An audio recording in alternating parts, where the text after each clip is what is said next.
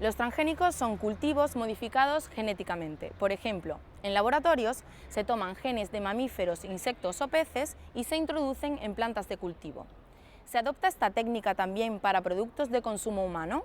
Un tema delicado, defendido por algunos y criticado por otros. A continuación les mostramos las claves de este polémico debate. Cada cultivo tiene unas propiedades que le identifican y que le hacen ser distinto a otros, único. Hace años, la biotecnología empezó a crear nuevas variedades de cereales, híbridos cuyas cosechas empiezan a ser controladas no por los agricultores, sino por una industria muy poderosa. Es ahí cuando aparecen los transgénicos. Los transgénicos son organismos a los que se le ha introducido un gen de otro organismo distinto. Un gen es ni más ni menos que un trozo de ADN en el que hay una instrucción para hacer algo en las células. De esta forma se crean seres vivos que la naturaleza sería incapaz de generar, y con ellos opiniones a favor y en contra. El beneficio fundamental es su resistencia a plagas y enfermedades, el cultivo. Por lo tanto, permiten un mayor control de esa plaga, con lo cual en una parte importante se abarata el coste del cultivo y lo convierte en más rentable. A nivel de cultivos se ha demostrado la menor resistencia de las plantas a las enfermedades, y a nivel de animales se ha visto que las ratas alimentadas con maíz transgénico mueren en mayor cantidad, mueren antes y si no mueren tienen unos tumores del tamaño de una pelota de ping-pong. No hay resultados en este momento de los efectos de los transgénicos en la salud de las personas porque no hay experimentos para ello, ¿vale? Pero los resultados tanto en plantas como en animales nos animan a no seguir con este experimento a gran escala que se está haciendo de la liberación de transgénicos al medio ambiente. Grandes multinacionales comercializan ya con paquetes tecnológicos para la agricultura. Firmas que bajo el paraguas de la pobreza y el hambre que radica en algunos países justifican la elaboración de estos productos. ¿Los transgénicos qué van a hacer? ¿Van a solucionar la pobreza o van a solucionar el hambre? Pues no, pero la van a paliar. Utilizar el hambre en el mundo como una excusa para justificar los cultivos transgénicos pues es una falta de respeto muy grande hacia los 800 millones de personas que pasan hambre en el mundo actualmente. No podemos hablar de cifras en lo que es los beneficios para la desnutrición en el mundo. Necesitamos producir más para que llegue a todos. Y si necesitamos producir más tenemos dos opciones, o ampliar los terrenos agrícolas, lo cual va en detrimento de las zonas naturales, o aumentar la producción. Los transgénicos ayudan a aumentar la producción. Lo que está clarísimo es que los transgénicos no van a paliar el hambre en el mundo porque no se producen en este momento los transgénicos que necesitamos para paliar el hambre. Quien se beneficia son unas pocas empresas, siempre las más poderosas, siempre en manos de unos pocos y creo que la ciudadanía está harta de este tipo de medidas. Actualmente en Europa tan solo son permitidos para elaborar pienso para animales y para varios cultivos. En Europa solamente se produce maíz y patata transgénica, en muy poca cantidad, ¿de acuerdo? Pero se consume lo que viene de todo el mundo. Porque por ejemplo, si nosotros vamos a un supermercado y sabemos que tiene harina de maíz, por ejemplo, que muchos de ellos tienen, o harina de soja, que muchos de ellos tienen, y el 80% de la soja y el 80% del maíz mundial es transgénico, quiere decir que estamos consumiendo transgénicos. Ante la falta de información sobre posibles efectos adversos, hasta ahora 8 países de la Unión Europea han prohibido el cultivo de transgénicos. En España sí se cultivan, y en Andalucía este asunto es muy cuestionado. El Gobierno andaluz debe establecer una moratoria en el cultivo de transgénicos en Andalucía. Hemos solicitado a través de esta pregunta parlamentaria cuestiones obvias y básicas, pero que aún delatan la falta de transparencia. Con esto, ¿qué quiero decir?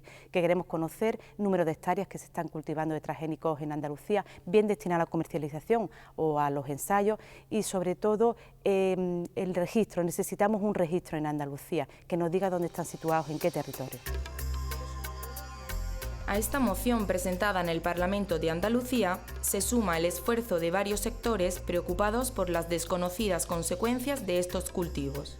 Hemos hablado con algunos de ellos. Formamos parte de la plataforma andaluza libre de transgénicos en donde estamos distintas organizaciones, organizaciones agrarias, medioambientales, ecologistas, consumidores, etc. Nos hemos unido para conseguir que Andalucía esté libre de transgénicos, porque creemos que es malo para los agricultores, es nocivo para la defensa de nuestros productos, de la calidad de nuestros productos, y también para los consumidores. Bueno, nuestra postura desde el punto de vista de los transgénicos es totalmente en contra. La agricultura ecológica no contempla la utilización de transgénicos, puesto que la normativa o el reglamento 834, que es sobre el que se regula la agricultura ecológica, no contempla la convivencia de transgénicos y productos ecológicos.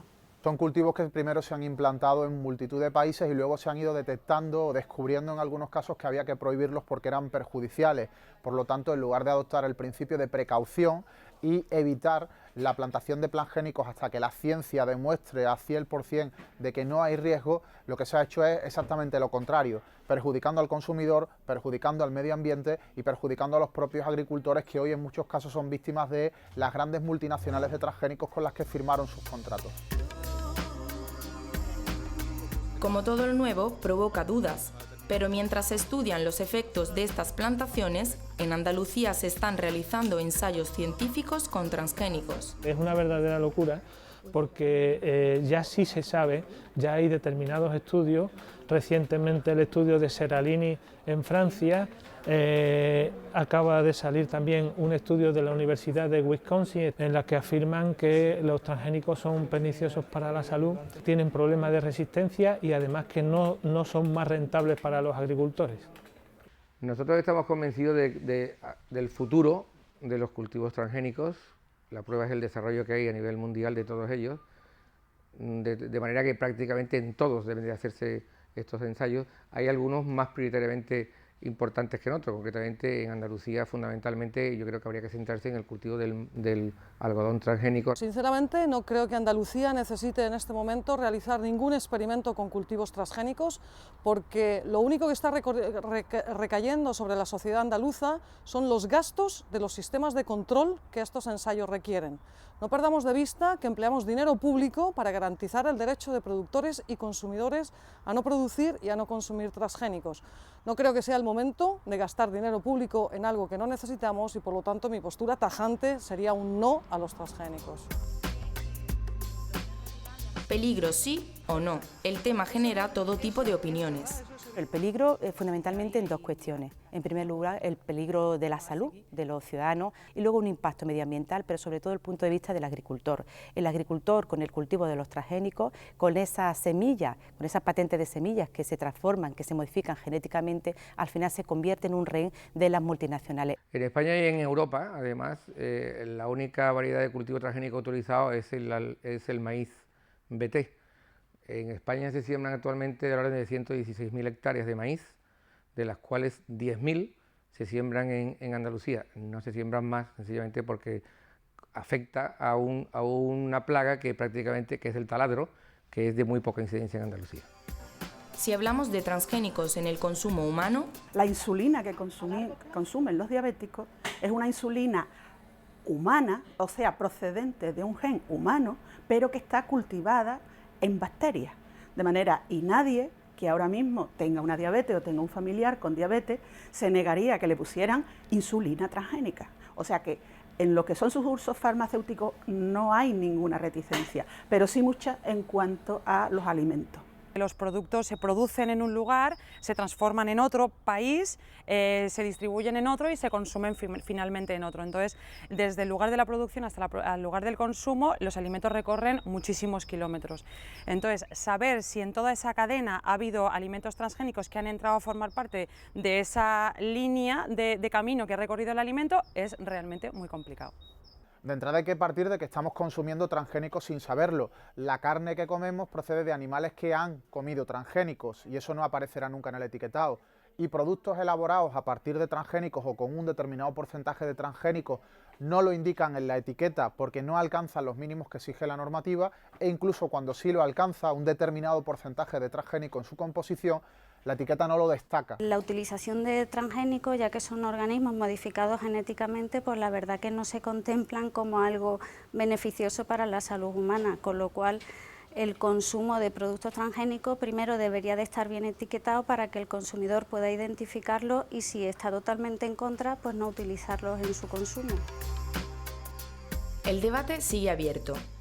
Fabricantes de semillas y científicos hablan de avances productivos y progreso.